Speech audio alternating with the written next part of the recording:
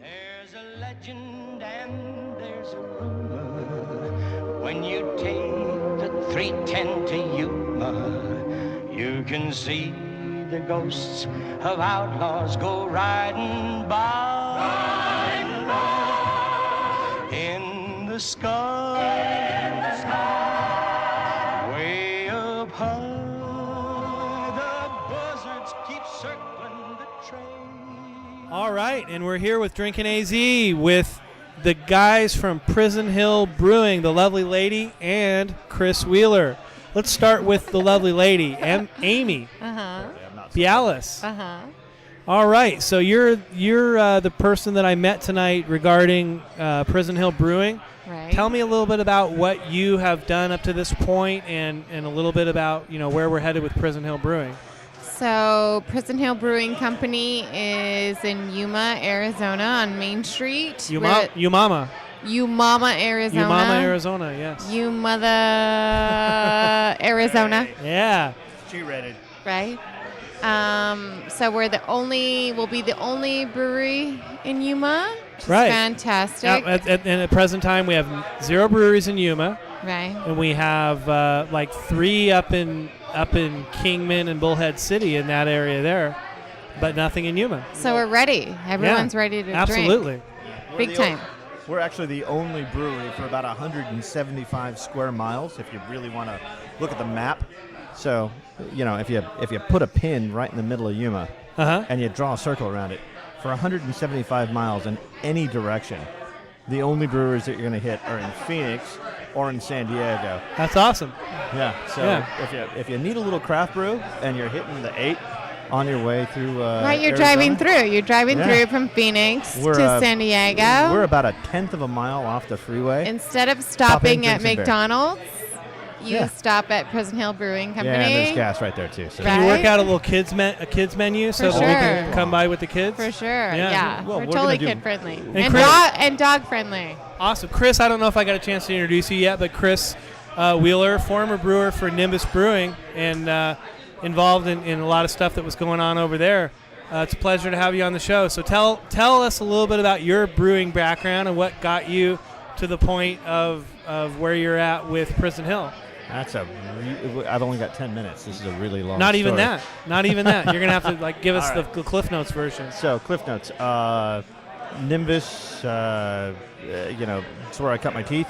He was somebody I met in grad school. Okay. Basically, I've been brewing for about 20 years. Uh-huh. Commercially brewing, did a little time at Nimbus. Grad school, kind of just put it on the side. Getting back into the roots and going back to the passion. Trading the suit and tie for jeans, rubber boots, and maybe a run at facial hair, except that I apparently look like I've got mange when I do it. But Okay. Well, you better get started now. It's 'Cause already it is started. required. It's already started. Right. You just can't tell. That's how bad it is. Okay. See, even the sound guys laugh. How long you been growing that? About 2 weeks. Nice. Right? That's the thing is, He's no like a matter how 12-year-old bad boy. you are at Some growing guy's facial laughing hair, his there's ass always off somebody right now. worse. This is good. So don't worry, there's somebody worse than you. Never heard of a 2-week shadow, but it looks great. Hey, I think I have more facial hair, but that's me. not attractive. Hey. Yeah, seriously. All right, so back to Nimbus and brewing, and what got you into brewing, and are you a hardcore beer guy?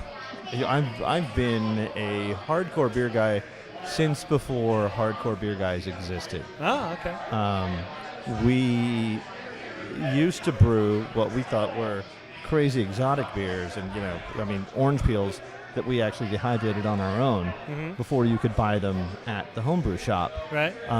We would put coffee in our beers. We would load them with blueberries. Being from Yuma, we had access to all manner of produce. Right. So we had, we brewed a beer with artichokes one time to really very limited success. It was Yeah, I don't awful. think that would be too good. It'd be No, but kind you know of what? vegetal. But you got to do it. Right. I mean, it's there. You try it, Yeah. and you never know. I mean, you have, sort of an unlimited supply of things that are out there and growing, and that you can potentially dehydrate and throw into a batch. Right. So we tried it. If it was there and it was available, we brewed with it. And awesome. well, So tell me how that translates into what we can expect at Prison Hill Brewing from your lineup of beers. What's the style? Where are we going with this? so we're going to have about two sort of stylistic approaches on this.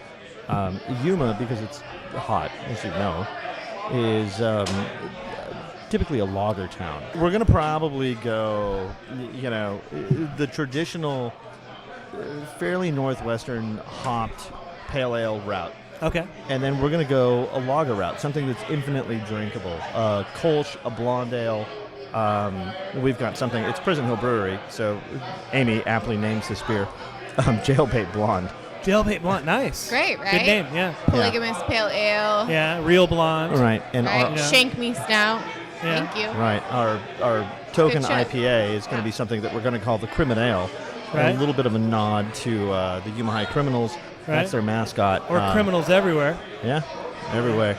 And Yuma, it's half the city. They graduated from there. So that'll be your traditional We love Northwest style, Yuma. like really, really hoppy, kind of bite you in the cheeks kind of beer. Uh-huh.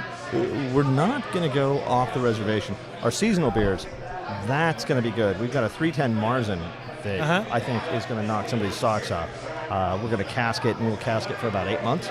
And we will literally just come out with a wood hammer and knock When you them. say 310 Marzen, what do you mean by 310? We're going to knock it out on March 10th. Like 310 310 to Yuma.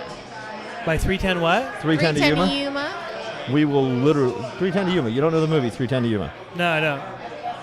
You need to go to the movies more. Can you guys Google that? Am- Wisconsin, and I know that. Right? You do? Thank you. I'm not this is the third week in a row now that I'm not a hipster, so I don't know. It's not really hipster. Can someone? 310 to Yuma? 310 to Yuma. Yeah. Okay, Huge I'll in be Cuba. on Netflix. I'll be watching it, I guess. Yeah.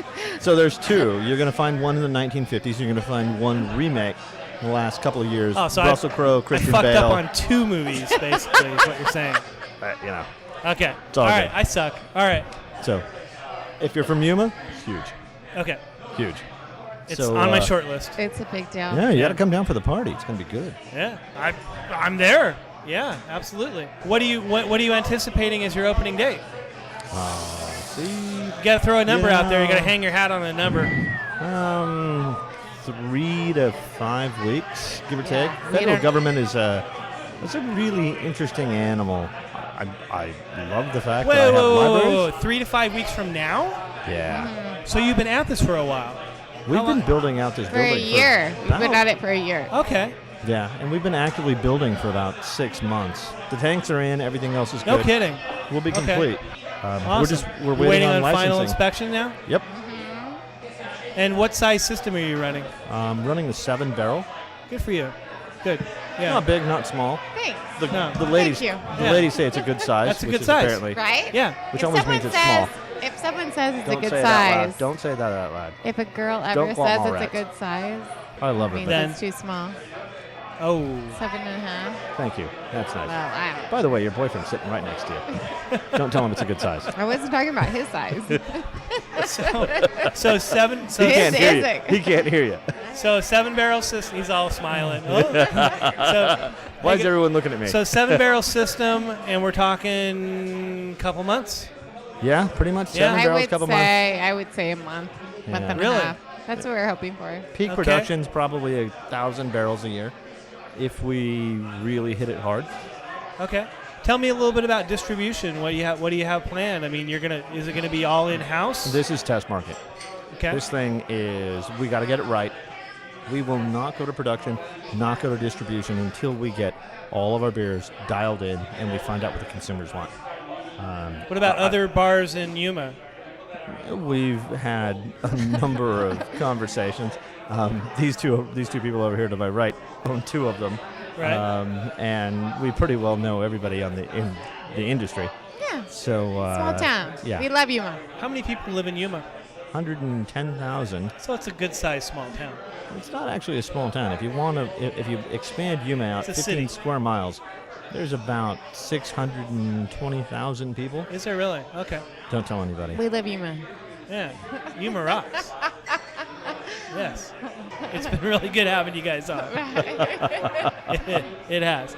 And I'm really looking forward, if you're extending an invite for us to come down, we would love to come down. And Well, the nice thing is anytime you're coming through now you have a reason, not just McDonald's to stop. Right. On your way to San Diego, you stop, come to our brewery, you have a beer, you have a burger, you have a steak. Growlers to go. I'm like, Right? you You can stop get off, beer you to pick up a go. growler. Prison Hill Exactly. Brewing. And then what's your place across the street? The Pint House. The Pint House. have, aptly named. 52 beers on tap. Yeah, here. so I'll say this. If you stop off the freeway, you get a growler to go, you head to San Diego, you spend the weekend at the beach, turn back up, come back in one of the Prison Hill growlers, we'll fill it up, give you a little bit of a discount on your way back home, make the drive a whole lot better. Right? Awesome. Looking forward to it. And it's been a pleasure to meet you. Hey, always good. Yes. Been a pleasure. Thank you. Okay. So when we come back, we'll be doing it with the Dunk Tank here at DrinkinAZ. I want to thank Prison Hill Brewing for coming out, and y'all have a good night. Thanks.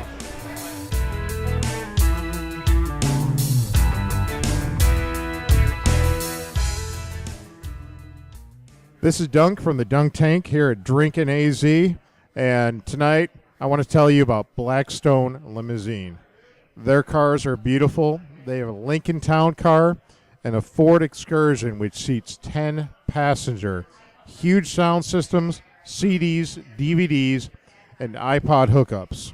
Their services are amazing for all occasions. So if you're a bachelor, bachelorette, birthday, weddings, proms, night outs, bar hopping, anything you need, you can contact Blackstone Limousine. Call Chris at 480-229-6954, and you can see them on the web at www.blackstonelimousinellc.com.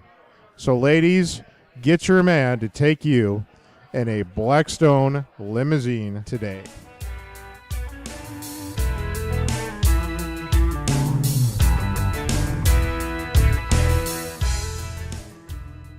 Welcome back to DrinkinAZ. This is the Dunk Tank. Was a little bitty boy, my grandmother bought me a cute little toy. Who does it? Stars do it. I rear-ended a lady. I rear-ended her hard. Ma'am, I'm sorry that, yes, I did hit your car, but I'm insured. I got cracked.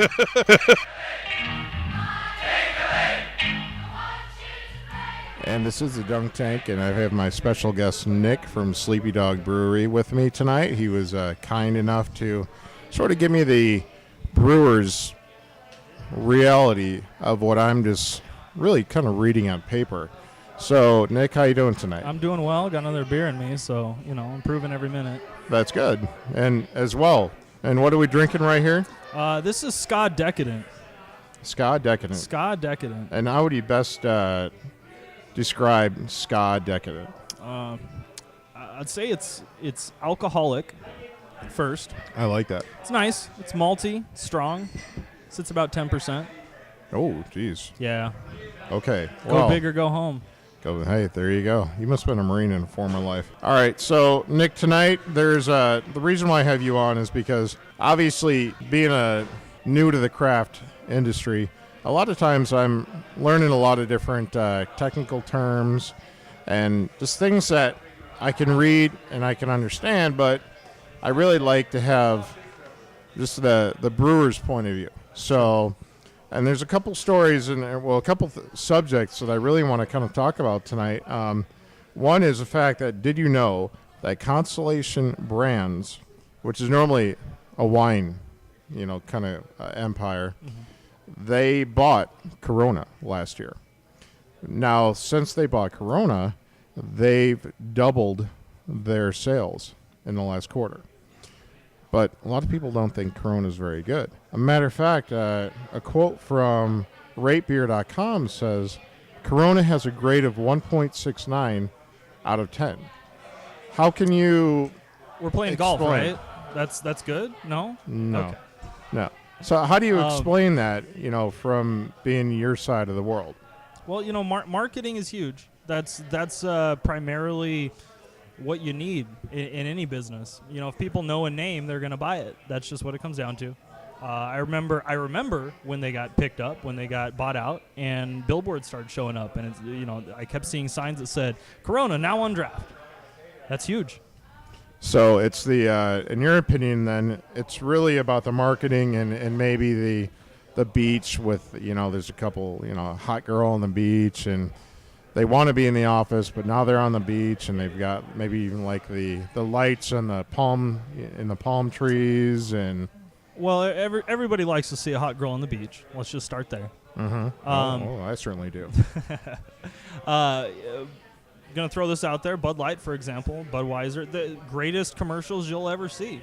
And I don't know anybody that can argue that. Everybody remembers the Budweiser frogs and the Clydesdales, and you're going to go out and buy that beer. Marketing is key. Well, and then also the price point. You can get a case of Corona for like $30. Right. No, or the Coronitas, and you feel like a giant drinking little 8-ounce beers. That's just fun. You drink enough, and you're just on top of the world. So really, it's about how much can I get for my money. But then again, with craft beer, it's not necessarily that, though, because how much is a six-pack of craft beer sometimes? Craft beer, you're definitely going to pay a little more, but you're usually drinking a higher alcohol content as well, and people don't always factor that in. You can drink a six-pack for $10 of a 7% beer, or you can drink a six-pack for $6 of a 4% beer. If your end game is to get drunk, you're going to get there either way, maybe a little cheaper with some other beers, but if you care about flavor, if you want to enjoy your beverage, which really is, I think that's more important. Yeah, I agree. I definitely agree to that. So I thought that was really interesting. And then there's some other that are, you know, they consider not that great. Like an example, though, but like Bohemia had a 77 rating out of 100. Sol, 58 out of 100. But you said you like Sol. I do. I was looking at your list, and it was funny because Sol was the bottom of the list of the ones I was looking at. And if I was picking one off that list, it would be Sol. I like it. If I'm sitting by a pool, if I'm going down to the river, I love kayaking. If I'm going kayaking, I like drinking Sol. There's another one that's not even on your list, which is Caguama. And Caguama, the turtle beer. I love it. That was something that my wife made that didn't taste really good. That's probably Caguama. Caguama shit. I mean, yeah, terrible. Okay, so did it have turtle in it? I don't know. Was she making turtle stew? She makes some pretty interesting meals, but just pick stuff, throw it in a pot. I get it. That's how I cook. All right, so good. So we talked about how you're right. It's all about marketing, but it's not nearly the best beer in town, but it could be the cheapest, and maybe brand recognition, right? Brand recognition for sure. And I make a point to I don't want to dog on any beer. I think everybody out there is just trying to do the same thing, which is make a beer that they consider a good beer. And if Corona, if that's what they want to do, good for them. And gotcha. We're all just trying to make a buck. We're all just trying to make a beer. Kind of like dating the ugly cousin. She needs a little too. Sometimes you got to take one for the team, right? And then also, in my research, I really wanted to learn about hops. And, with hops, things that I'm really finding is, of course, it's the flower. Mm-hmm. And, of course, there's a lot of different places in which you would put in hops. An example, like with Sleepy Dog, where do you really apply the hops? So our hops pretty much exclusively go in the boil, and we use pellet hops. Okay. So, and I think you were about to get to this, but there are various types or ways that hops are going to come into play. And you're right, there is, because I'm learning there's whole leaf hops, there's pellets, extract, your extracts, fresher wet hops. Mm-hmm. So, have you had any experience as far as like any whole wheat hops or anything like that? Or I've whole leaf hops. I haven't really done anything with whole leaf hops. I've seen them. I've used them. I've felt them. I picked them apart, looked at them, things like that in homebrew settings. But I've never really brewed with whole leaf hops. So it's better as a home brewer to use kind of like a whole leaf, maybe? Honestly, I don't have a way to. I haven't done it. Okay, I'm not going all to right. say it's wrong. All right, I got you. It may very well be great in the right setting. But just not necessarily in the production type setting. I feel as though it's mostly used in home brewing. Okay. Now extracts you also mentioned. We have done a little bit with that, and those are just concentrate. It is a lot of hops concentrated down to a tiny little bit of material. Is that more expensive, or what's the difference?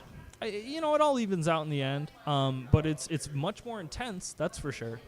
Okay, so if I want a real hoppy beer, then I'm going to use extract. You can, or you can use just more pellets. Okay. You're gonna use less extract to get the same effect with as you would your pellets. Now, if I accidentally throw in an extra 1/10 of an ounce of pellets in my brew, it's not that big a deal. If I accidentally threw in an extra teaspoon or tablespoon of extract, it would be a much bigger deal. It would be a lot more noticeable. Okay, so that brings us to pellets. Of course, pellets, they dry the cones, they're shredded, compressed, and extruded. So when you're making all the different quality beers at Sleepy Dog, is it just in the recipe? How do you know exactly what pellets? Is it like a gallon? Is it like, what is the measurement, I guess? Mostly on our scale, we're usually using pounds or ounces. Okay. And it's going to come down to trial and error. Okay. While we're developing a recipe, we're going to say, in theory, we want to use 3 pounds of hops at the beginning, 3 pounds in the middle, and a pound and 8 ounces in the last 15 minutes. We'll say that, and then we'll go and we'll try that. Maybe that's not right. Maybe on our pilot system, we decide it's a little too strong, or it's not quite strong enough, and then we'll adjust accordingly. Okay, and then as far as so any fresh or wet, you've not really done too much of that then? Personally, I haven't. Have you heard any stories about any of that? I haven't really, no. Okay, all right. So that's to be determined. To be determined, absolutely. To be determined. And then, of course, there's hop varieties. So as I'm finding information out, continental or noble hops, English hops, or American hops. Sure. So out of those, what have you most experienced? So out of those, we the hops that we regularly use are, being that we're doing a number of main brand beers, we kind of cycle through the same small collection of hops pretty regularly. Now, like what? Is there like Pearl, Nugget, Cascade, Willamette, Warrior. Okay. There's a small handful, some Galena. And then now, if you have so many breweries that are starting up, when I was just talking to George, there's going to be 70 breweries in Arizona. There's a lot. So new one every week, it seems like. So if there's all these breweries out there, then they're all competing for these hops, for these supplies. So how is it that you maintain your supply? I mean, do you just have a supplier and you're like, hey, you know what? I don't care that there's these new people coming up. I need X amount from you. Or is there a competition now? There are certain contracts you can make with different hop companies. And our hops are usually sourced from the Northwest. Those Oregon and Washington areas, you get great growing regions. In addition to hops, same regions produce tons and tons of different grape varietals. It's just a great growing region, so you can get really anything you need from up there. Arizona is not necessarily the prime growing environment, and it's funny you say that. There has been recent hop shortages, and when you get into those situations, you have to kind of adjust, and you got to figure out. Okay, so then the prices can go up and down. The prices can go up and down, or the supplies are just gone. Sometimes you go and you call up and you say, hey, I need 50 pounds of X hops, and they're just, nope, we don't have it. And so you got to figure out what else you can do to make it work. Okay, so that's interesting because I can read as much as I want about hops, but it's guys like you who are like, this is the real deal when it comes to a lot of this. So I really appreciate you schooling me and educating our listeners. And let's just hope that you guys don't run out of hops, because the fact is Sleepy Dog is a great place, and we want to keep your beer around for a long time. We do our best to maintain it and stay ahead of the curve and make sure we don't run out of those hops. If you ever do run into that situation, though, you can figure out what other hops have very similar characteristics, and you're going to get pretty darn close to what you're looking for. And you can make those adjustments, and sometimes in the industry it's a fly by the seat of your pants kind of. Do you have a story about that? Have you ever experienced that? Luckily, I haven't really had to deal with anything too crazy. Okay. But there are certainly ways to go and figure out what sort of alphas you're dealing with in your hops. Alpha, explain that. In layman's terms, in Duncan terms. In layman's terms. So hops are going to be basically varying intensities. Okay. Hops are used to give you different noses. To give you a nose is going to be the smell that you get when you drink a beer. The flavor that you drink while you drink it, you're also going to get the lasting impression that you're left with. So after you've set your beer down and you take a breath or two, that feeling on your tongue, that bitter or not flavor that you have, that's all that's going to come from your hops. Okay.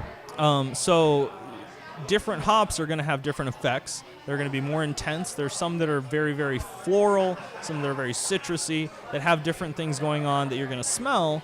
Maybe they don't taste that intense, though. And that's the alpha. So that's where that kind of comes from? More or less. Yeah. More or less? Well, we're going layman's terms here. All right. Yeah. Good. Well, okay, audience. This is Duncan Lee. I've got Nick from Sleepy Dog. And I've just been schooled. So you've been schooled, boy. So thank you very much, and have a great evening. And I'm going to hop my way into the car, and I'll be home soon, honey. There's a legend and there's a rumor. When you take the 310 to Yuma, you can see the ghosts of outlaws go riding by. In the sky.